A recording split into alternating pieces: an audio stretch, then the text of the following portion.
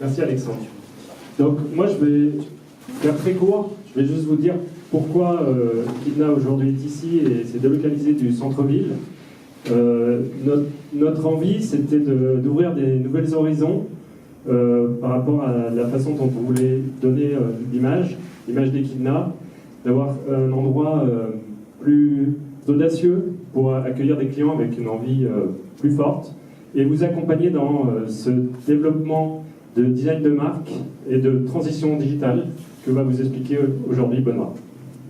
Merci à tous.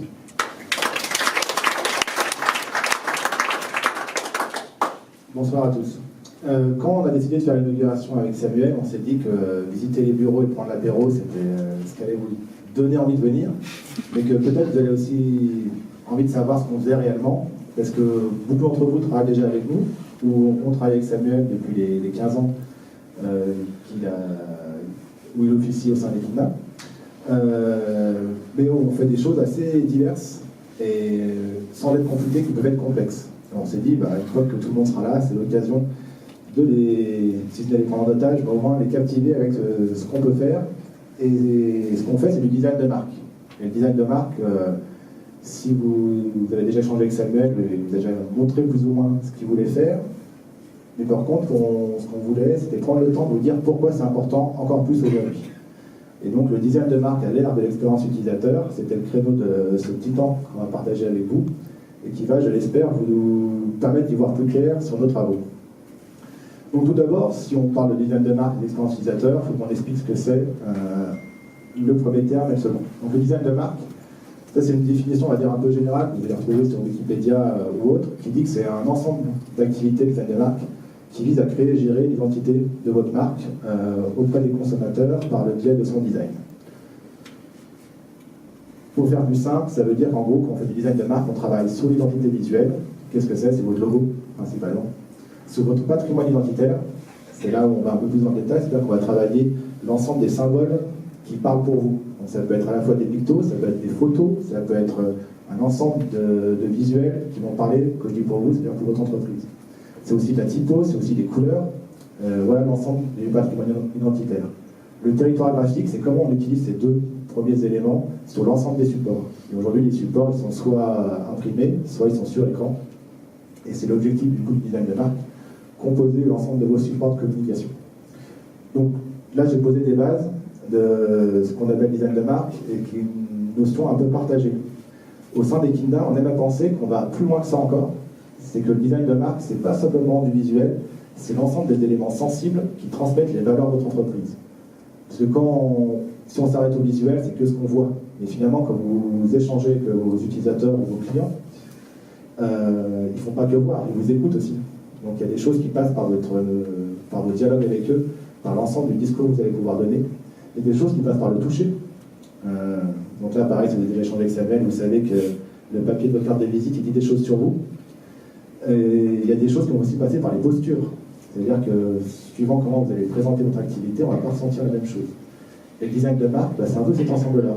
C'est-à-dire que comment on travaille à la fois vos éléments visuels et comment on vous accompagne pour que dans l'ensemble des dialogues que vous allez pouvoir mettre en place, ils parlent pour vous. Et ce qui est important, c'est que cet ensemble, peu importe les choix qu'on fait, donc peu importe les choix à la fois visuels et de contenu qu'on va faire, il faut qu'ils soient cohérents. C'est-à-dire que pour vous, votre entreprise, elle est forcément cohérente, c'est vous qui l'avez créée, c'est vous qui la managez, c'est vous qui travaillez dedans. Les gens qui viennent vous voir, souvent ils ne vous voient pas longtemps, et ils n'ont pas la même vision que vous. Et votre design de marque, il va aider ces personnes-là à mieux comprendre ce que vous faites. Donc voilà, cet univers cohérent, il va vous aider à transmettre un message qui va être positif et vrai, c'est-à-dire en accord avec vous-même, et positif dans l'idéal, on va transmettre des valeurs qui donnent envie. Alors pour vous donner des exemples concrets de design de marque, on a fait des choix. Donc ça, c'est, vous aurez reconnu, c'est EasyJet. EasyJet, on a choisi cet exemple-là parce que quand on parle design de marque, on peut parfois croire que c'est dédié qu'à du premium, ou qu'à du haut de gamme. EasyJet, au contraire, la promesse d'EasyJet, c'est le voyage facile pour tous.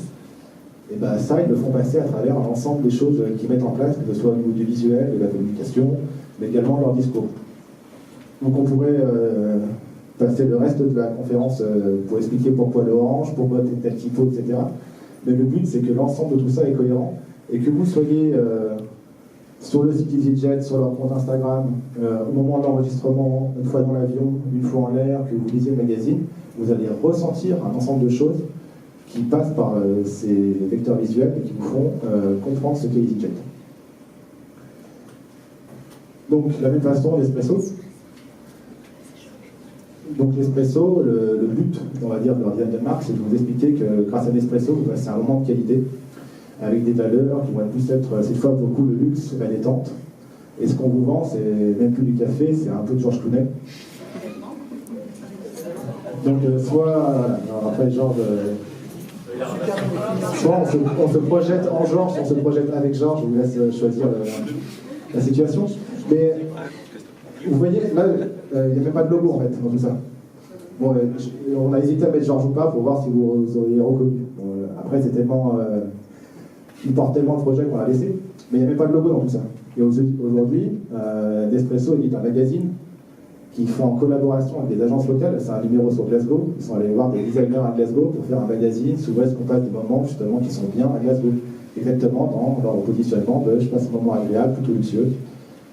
Ils ont une application qui vous alerte quand vous avez pris de café pour vous faciliter tout ça. Et bien sûr, l'application elle marche très bien. Elle propose une expérience qui est un peu plus luxueuse que leurs concurrents. Et tout ça, ça va se décliner aussi dans le mobilier de leur magasin, où le choix des couleurs, de l'aménagement, fait qu'on continue de ressentir ce qu'ils ont, la promesse qu'ils vous ont faite avec Georges Clooney sur une terrasse qui boit du café. Un autre exemple, que on était parti de vraiment des grands groupes, on essaie de se dire qu'on soit peut-être plus concret, avec des choses qu'on voit plus souvent. L'Occitane, c'est la promesse de l'Occitane, c'est un bout de Provence. Donc comment tout ça est décliné, que ce soit dans les produits, dans les magasins, dans les cadeaux que vous pouvez faire, alors là c'est une campagne de communication par exemple. Et ce qui est intéressant, l'exemple de l'Occitane, c'est ce qu'on voulait illustrer, c'est que si votre design de marque il est bien fait, vous allez être aussi moins prisonnier de ce que vous vendez. C'est-à-dire que l'Occitane, c'est tellement un imaginaire autour de la Provence qui fonctionne bien. Si demain vous avez l'Occitane et qu'il vous propose des calissons, vous allez quand même les acheter en fait. Même si c'est pas la crème pour les mains ou un shampoing. Et c'est déjà le cas, ils vendent du thé dès qu'ils viennent. Et ce que je veux dire, c'est que grâce à leur design de marque qui fonctionne, si demain ils ont besoin de prendre un tournant parce que les gens n'achètent plus de produits cosmétiques, mais sauraient vraiment des produits peut-être de consommation de base, ils sauront le faire, et ce sera plus facile pour eux qu'un positionnement qui va calculer un design de marque qui n'est pas aussi abouti. Donc on vous a montré EasyJet, Nespresso, l'Occitane, et ce qui est vraiment intéressant pour vous, c'est que ça, c'est ce qu'on fait pour nos clients ici en local. C'est-à-dire que c'est bien beau de montrer, on a des groupes internationaux, comment ils fonctionnent, et bien entendu, les budgets qu'ils mettent ne sont pas les mêmes, mais ça, on sait le faire en fait. C'est-à-dire qu'on sait, à partir de votre marque, la décliner, lui donner vie, parce que votre marque, au départ, c'est un nom, c'est parfois un logo qu'il faut reprendre, mais comment tout ça se décline. Donc là, on a pris l'exemple d'Alpe Viande, qui est un client qui travaille avec Samuel depuis 10 ans. Et ce qui est intéressant, c'est comment tout ça a été décliné. Comment on est parti d'un logo qui était décliné dans la décoration des bureaux, sur les véhicules, sur les éléments de salon, sur les communications print, sur le nouveau site web. Voilà. Et ça, c'est Equina qui gère ça, qui a créé, qui gère et qui veille à la cohérence. Parce que le client a compris que cette cohérence lui apportait une plus-value. C'est qu'aujourd'hui, les camions Alpe Viande, pour ceux qui habitent dans le coin, maintenant on les reconnaît. Vous les avez vu passer une fois, vous savez que c'est Alpe Viande. Et le but, c'est ça, que si vous êtes sur un salon, maintenant vous connaissez que c'est Alpe Viande, pas forcément que le logo, mais un ensemble d'éléments qui vont vous rappeler qui est la société Alpe Viande. Donc, on a fait le point sur ce qu'est le design de marque, et pourquoi c'est encore plus important aujourd'hui, c'est qu'aujourd'hui, il y a un contexte qui fait que le monde a un peu évolué. Donc là, c'est plus ma partie. Et pourquoi le monde il a évolué? C'est qu'aujourd'hui, on vit dans un monde où l'information circule vite, très très vite, et en masse. Donc ça veut dire que chacun, en termes, qu'on soit client ou simplement utilisateur, on est face à beaucoup de messages tous les jours qui sont difficiles à traiter. Comment je peux donner la même importance à tous les messages que je reçois chaque jour, quoi. Le but, c'est que si votre design de marque il est bien fait, on va accorder de l'importance à votre image à vous, à votre message, plutôt qu'à un autre. Pour comprendre ça, chaque jour, vous voyez 365 messages publicitaires. Donc les messages publicitaires, ce sont des vrais messages, une vraie publicité, une vraie communication, on va dire un élément très contextuel. Je ne parle pas des stimuli publicitaires auxquels vous êtes soumis. Ça, c'est 5000 par jour. Donc là, sur les 365 messages que vous voyez tous les jours, vous en retenez 12. Donc comment être dans ces 12-là, en fait? ou comment être le premier que j'ai retenu de la journée. C'est ça le défi. Et le bon design de marque peut vous aider à ça, à faire la différence. Faire la différence, c'est parce qu'on est aussi dans un monde où aujourd'hui la concurrence, elle est accrue. Vous voyez, il y a toujours eu la concurrence, oui. Aujourd'hui, la concurrence, elle est visible. C'est-à-dire qu'à une époque, si je voulais poser du carrelage, j'appelais mon carreleur, qui était dans la ville ou dans la ville d'à côté, et il posait mon carrelage. Aujourd'hui, si je trouve un carreleur, je vais faire une recherche, il va en avoir 10 qui me sont proposés, et le pire, c'est que je vais pouvoir acheter mon carrelage sur Amazon et faire un tuto pour apprendre à le poser. Donc, non seulement elle est multiple la concurrence, et en plus, elle est différente d'avant. Donc, le but, c'est que comment mon utilisateur fait son choix dans cette concurrence pour me choisir moi. Et c'est là que le design de marque va pouvoir donner confiance pour qu'on contacte vous en premier. Et ça, du coup, on n'est plus sur des éléments, vous avez compris, sur les supports print, on va beaucoup plus parler de digital, parce qu'aujourd'hui, beaucoup d'entrées se font par ce qu'on appelle de la recherche. Et c'est là qu'il faut être présent tout de suite. Donc on a vu plus de messages, donc plus d'informations, plus de concurrence. Et on est aussi dans un monde où aujourd'hui on donne son avis, on note, et on peut donner son avis et noter tout ce qu'on veut. Pour ceux qui ne le savent pas, vous pouvez même noter les idées. Donc même si vous n'y allez pas, vous pouvez mettre une note à l'idée. Et surtout on le partage. C'est-à-dire que non seulement on donne nos avis, on le note et on le dit à beaucoup de gens. Et tout le monde sait qu'un avis positif, ça vous fait du bien, mais négatif, ça peut être très dangereux, très dur de s'en remettre. Et ça, ce qui est intéressant, c'est qu'en fait, le bouche à oreille est devenu visible. Avant, ça ne se voyait pas. Aujourd'hui, ça se voit. On fait une recherche sur vous, on va trouver une note, on va trouver des commentaires, on va voir ce que les gens disent sur vous. Donc des fois, ça fait mal. Mais il faut plutôt le prendre comme comment je fais pour travailler ma réputation. Et ça, c'est des parties de mon design de marque. Et comment je m'améliore face à ça. Donc, pour couper court, oui, mais les avis, c'est soit des rageux, soit les amis qui postent. Donc, en volume, ça commence à être important. Et surtout, ça, c'est des chiffres qui sont tout frais. On a demandé aux gens si vous faites confiance aux avis sur Internet. Donc, en gros, les gens font confiance aux avis. Ils voient qu'un fer à repasser à 5 sur 5, il est meilleur que celui qui a 3 sur 5, même si ils ne connaissent pas les marques, ils ne savent pas où c'est fabriqué, etc. Et surtout, aujourd'hui, ils font autant confiance aux avis en ligne qu'aux recommandations de leurs amis. Et ça, les 84%, c'est ça. 84% des Français font autant confiance aux avis qu'ils lisent sur Internet qu'aux recommandations de leurs amis. Donc, oui, il faut du bouche à oreille, de la relation de main à main, etc. Il faut travailler ça, c'est important. Il faut que les gens parlent pour vous. Il faut aussi que votre e-réputation soit en accord. Parce qu'aujourd'hui, c'est pas si mon ami m'a dit que, et j'ai vu une mauvaise note, je fais quand même confiance à mon ami. Non, je fais autant confiance à ce que m'a dit mon ami qu'à ce que j'ai vu en lui. Donc en gros, une fois qu'on a compris ça, de ce contexte de la société actuelle, donc pourquoi je devrais m'intéresser à mon design de marque, je pense que vous commencez à comprendre. Donc, votre design de marque va vous apporter plus de cohérence, plus de séduction aussi, et c'est un investissement. C'est-à-dire que si vous investissez aujourd'hui dans le design de marque, on peut vous garantir que vous allez avoir un retour sur investissement qui va être positif. Parce que si vous êtes cohérent sur l'ensemble des points de contact que vous avez avec vos clients ou utilisateurs, vous serez meilleur que les autres. Et si vous êtes meilleur, vous avez quand même plus de chances de convertir. Et c'est des choses qui se mettent en place et qui durent. C'est-à-dire que si vous prenez des habitudes, si vous investissez des champs sur lesquels vous n'êtes pas aujourd'hui, vous investissez des champs où vos concurrents ne sont pas, vous allez prendre de l'avance. Et toute avance prise, vous pouvez la garder. Et quand vous faites tout ça, c'est pour vous, mais c'est surtout, vous le faites pour vos utilisateurs. Et vos utilisateurs, ce qu'ils veulent, c'est plus d'expérience. Et c'est ça le deuxième, on va dire, expression clé de la soirée. C'est d'un côté le design de marque, de l'autre, l'expérience utilisateur. Ce qu'on appelle l'expérience utilisateur, on l'appelle l'UX dans le monde digital. On va regarder l'expérience utilisateur ce soir. Et c'est quoi l'expérience utilisateur? J'en ai déjà un peu parlé, c'est que vous avez vu, je ne parle pas forcément justement du client, c'est de vous emmener vers l'utilisateur. Parce que l'utilisateur de votre entreprise ou de votre marque, c'est qu'on ne prend pas en compte simplement la relation commerciale. Un client, vous avez fait un devis, il a acheté ou pas, si il devient client, vous lui demandez votre prestation, votre produit, c'est votre client. L'utilisateur, c'est des choses, c'est tout ce qui se passe avant et après aussi. C'est-à-dire que c'est une personne qui vous a vu au restaurant et avec qui vous avez échangé. Voilà. C'est déjà un utilisateur de votre marque parce que vous lui avez dit ce que vous dites. Je suis entrepreneur, je suis imprimeur, je suis comptable, etc. Vous avez commencé à lui dire ce que vous faisiez et de où vous étiez. L'expérience utilisateur, elle commence là. Ça va être un ensemble d'éléments comme ça qui vont peut-être mener à ce qu'ils deviennent clients, et peut-être pas en fait. Et c'est pourquoi j'ai fait un investissement, parce que tous ces éléments-là, ça peut payer à long terme. Et c'est aussi ce qui se passe après. C'est-à-dire que même si cette personne, si l'utilisateur devient client, Après, donc, comme on l'a vu, il va parler de vous, il va peut-être vous recommander, il va peut-être revenir vers vous.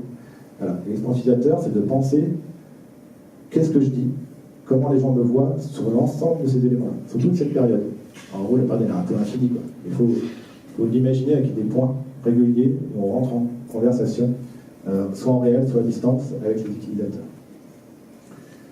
Et si vous avez compris ça, que vous voyez de nouveaux chiffres clés, c'est qu'aujourd'hui, 8 Français sur 10 sont prêts à payer plus pour une meilleure expérience. C'est-à-dire qu'à produit égal, ils sont prêts à payer plus si l'expérience globale est meilleure. C'est-à-dire pour la même pizza, je suis prêt à la payer plus cher d'un côté si on la sert avec le sourire, si le restaurant est plus propre, si la carte est aussi de meilleure qualité, si c'est mieux éclairé, enfin, si voilà, l'ensemble de choses, si les suggestions seront plus appropriées à moi et pas à n'importe qui. Et ça, il faut le comprendre, et c'est de la même façon, c'est pas... Autant avant, on posait ces questions, on disait, bah ouais, mais les gens ils vont vous dire, oui, à 50 centimes, si j'ajoute 50 centimes, je suis prêt à prendre cette pizza, quoi. Mais maintenant, on essaie de quantifier, et on sait que la moitié des utilisateurs sont prêts à monter de plus de 5% les prix pour aller vers l'expérience. Et 5%, c'est pas rien. Si vous connaissez les marges de l'entreprise, 5% de chiffre d'affaires en plus, c'est que vous, grandement vous aidez. Et ça, il faut vraiment que vous le compreniez, parce que c'est là qu'on veut vous emmener si on travaille votre design de marque. Et ce qui est intéressant, c'est que aujourd'hui, cette approche, on va dire, de la consommation, on va pas se mentir, fait que les attentes ont un peu changé. Là, c'est KPMG qui a fait une étude en 2018, qui est sortie en début d'année, qui a demandé en fait à un panel quels sont les éléments qui font que vous êtes fidèle à une entreprise. Et ce qui est intéressant, c'est donc on va en voir plusieurs, c'est que ce qui ressort, c'est pas forcément ce à quoi on s'attendait. Donc un des éléments principaux, c'est la personnalisation. Moi, je suis fidèle à une entreprise, parce que quand je la contacte, me propose un service qui est pour moi en fait. Donc, qui est pour moi ou que je ressens pour moi. On va pas se mentir, on va non plus réinventer tout à chaque fois, mais c'est ce que la personne ressent, c'est ça qui est important. La personne ressent que ce qu'on lui a proposé, donc ça peut être la pizza, comme ça peut être le carrelage dont je vous ai parlé, comme ça peut être son bilan comptable à la fin de l'année, il a l'impression qu'on l'a fait pour lui. Ça, c'est très important. L'empathie aussi, ça ressort comme un élément clé. Est-ce que l'entreprise avec qui je dialogue, elle m'écoute, elle est disponible, il y a une qualité dans l'échange, c'est-à-dire que ce soit à l'oral, à l'écrit, est-ce qu'il y a des choses qui font que je me sens entendu. L'intégrité. Donc ça, c'est l'élément qui mène à des avis négatifs en fait. L'intégrité, c'est que les gens attendent que vous, en gros, vous fassiez ce que vous dites et que vous dites ce que vous faites. Et sur ce point-là, c'est ce point-là qui fait qu'il ne faut pas forcément vendre des choses démesurées, il faut aussi savoir dire non. Aujourd'hui, c'est une valeur, on va dire, qui est appréciée, d'être juste, d'être intègre, et c'est une valeur justement qui fait à la fois des avis négatifs et qui, à l'inverse, crée aussi beaucoup d'avis positifs quand on tient ce qu'on a promis. Le temps. Alors le temps, c'est vraiment partie de l'expérience. Les gens ont répondu qu'une entreprise qui prend son temps, justement quand je dis dialoguer, ça peut être des échanges d'emails, c'est vraiment apprécié, ça fait la différence. Et le dernier, c'est la résolution. Donc bien sûr, dans tout ce que vous faites, tout ne peut pas être parfait non plus. Même si vous travaillez avec nous, ça ne va pas forcément être parfait demain. Mais ce que les gens apprécient, c'est qu'il peut y avoir des problèmes, mais quand il y a un problème, comment on réagit. Et ça, c'est un autre élément qui est important. Donc, je vous ai fait un petit schéma. Le but, c'est, maintenant qu'on a vu une dizaine de marques, l'expérience utilisateur, c'est comment l'un peut répondre à la demande de l'autre. Et donc, prenons en considération que vous avez une multitude de points de contact entre vous et vos utilisateurs. Et comme je vous l'ai dit, chaque point de contact est l'occasion de transmettre à la fois vos valeurs et ce qui fait la différence par rapport à vos concurrents, votre positionnement. Donc là, on peut imaginer des parcours. C'est-à-dire, effectivement, je rencontre quelqu'un, je lui donne ma carte de visite. Comme j'ai vraiment convaincu, il m'appelle directement et il passe visite à mon bureau, c'est moi qui vais le voir. Et je lui transmets un devis, on échange par mail, il valide. C'est un parcours, par exemple. On peut aussi imaginer que la personne, je la rencontre, bien sûr, je lui donne ma carte de visite, mais je ne l'ai pas forcément convaincu. Par contre, il va rechercher qui je suis en ligne. Donc là, il fait une recherche. Et en fonction de ce qui ressort, soit il va voir sur ma fiche Google, soit sur mon site web, et puis il va voir forcément à ce moment-là des avis, des infos, etc. Il peut m'appeler, il peut venir par une reco, à ce moment-là il m'appelle directement par exemple. Il peut ne pas m'avoir rencontré du tout et venir par une pub, et de la même façon faire une recherche. Et voilà, et à chaque fois, en fait, il va avoir une image de vous, il va avoir un message de vous, un contenu que vous avez produit. Il faut que tout ça soit cohérent pour que ça mène à ce que vous faites réellement et que ça lui donne envie d'aller jusqu'à la concrétisation, on va dire. Et bien sûr, ça se boucle. Et qu'une fois qu'il est rentré, on va dire, jusqu'à la partie échange de documents, etc., bah, soit il peut être à l'initiative d'une recommandation, soit il peut recommencer. C'est-à-dire que, peut-être pas tout de suite, peut-être dans un an, dans 2 ans, soit vous recherchez et repenser à vous, soit avoir quelqu'un qui parle de vous à nouveau, etc. Donc tout ça, ça se pose.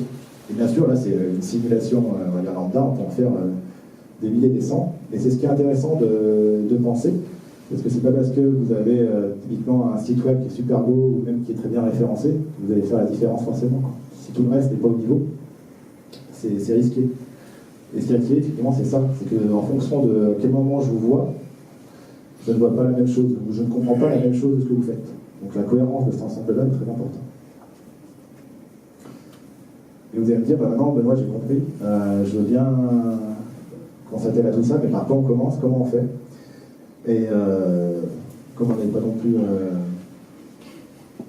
comment dire, on ne fait pas forcément des conférences juste pour vous présenter une situation, c'était aussi pour vous annoncer qu'en fait, on lance un nouveau produit qui est un diagnostic de votre marque.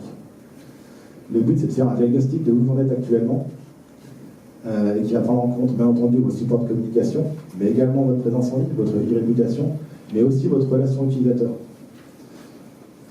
Typiquement, c'est pas que j'ai pas envie de le citer par précaution, c'est juste que j'ai oublié. On a un client actuel qui a très bien compris tout ça, avec qui on travaille bien, mais par contre, il y a de très mauvaises notes sur plusieurs sites, quoi. Et en fait, on s'est rendu compte que les mauvaises notes, ça vient de la standardiste. Il y a même plusieurs standardistes dans son entreprise, mais il y en a une qui est désagréable. Et dans les notes, ça ressort. C'est une entreprise qui travaille très bien, qui investit beaucoup dans ce qu'on fait, mais qui a des notes qui sont pas au-dessus de 3 sur 5 sur l'ensemble des sites où ils sont référencés, à cause de la standardiste qui parle mal, tout simplement. Et je vous laisse imaginer que vous faites une recherche par rapport aux concurrents, d'un côté 3 sur 5, de l'autre en gros 4, 5, 4, 9. Peu importe à la limite, si le produit est meilleur à la fin, qui vous allez contacter en premier, vous allez contacter celui qui a 4, 9. Si ça ne va pas, vous allez contacter l'autre et vous allez totalement concrétiser avant d'arriver dans la liste à celui qui a 3 sur 5, même si c'est le meilleur produit. Et c'est pour ça que dans le diagnostic, on ne peut pas s'arrêter à simplement est-ce que votre carte elle est bien, est-ce que votre site il est bien. Il faut aller un peu plus loin que tout ça. Et ça marche aussi pour les échanges de mails.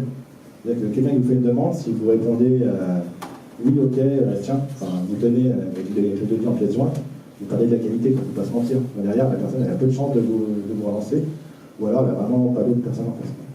Donc voilà, le diagnostic de votre marque, c'est vos supports com, votre réputation et votre relation utilisateur. Et donc le but, c'est d'y voir net sur votre situation actuelle. Et ça pourra déboucher sur un plan d'action. On va vous donner des priorités sur quoi améliorer, comment prioriser aussi. C'est-à-dire que vous avez vu, il y a plein de points de contact à travailler, on ne peut pas tout faire d'un coup. Par quoi on commence. Et aussi vous donner, pour ceux qui n'ont pas une vision, un positionnement. C'est-à-dire que si vous ne savez pas répondre à la question de pourquoi j'aimerais vers vous plutôt que vers votre concurrent, c'est que ça peut travailler en premier, c'est très important. Donc voilà, le but du diagnostic, c'est pas forcément de vous dire voilà la note que vous avez globale, c'est de vous dire voilà où vous en êtes et voilà comment on peut avancer et sur quoi on peut appuyer pour vous faire avancer. Donc je vous remercie de votre attention. Comme on a des bureaux à visiter, ce que je vous propose, c'est qu'on fasse un premier groupe qui va visiter les bureaux et que ceux qui sont intéressés pour aller plus loin dans l'échange restent dans la salle et je pourrai répondre à vos questions à ce moment-là.